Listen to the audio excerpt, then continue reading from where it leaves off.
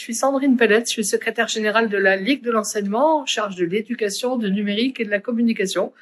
Et je suis aussi la directrice générale de la Fédération de Moselle, de la Ligue de l'enseignement à Metz.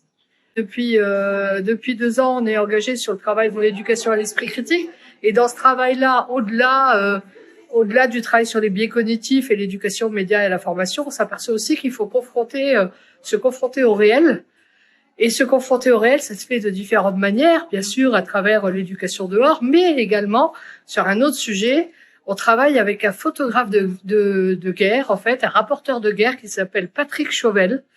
Il a couru sur tous les fronts de guerre depuis de nombreuses années. Et avec lui, on travaille sur une exposition pour qu'il témoigne de son vivant et qu'il explique aux gamins pourquoi on prend des photos de guerre et qu'est-ce que ça nous dit du monde actuel, en fait.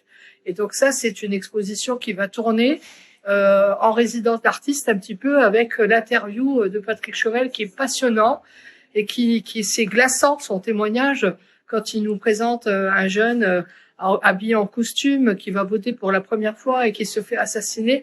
Forcément, quand on se pose des questions sur à quoi ça sert le vote en France à la veille des élections, des échéances municipales et présidentielles, ça remet les choses dans l'ordre en fait.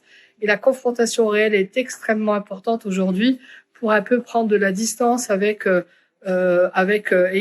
comprendre comment on distingue le vrai du faux, en fait. Voilà. Donc ça, c'est une initiative importante. Puis dans ma fédération, on organise le Festival du film international d'animation à Metz du 13 au 16 février. Et là, c'est une équipe de bénévoles complètement qui nous font découvrir des techniques d'animation et avec des films engagés. On a un concours de courts-métrages. C'est plus de 1500 courts-métrages qui viennent de partout dans le monde. Et donc, ça donne la parole aux jeunes.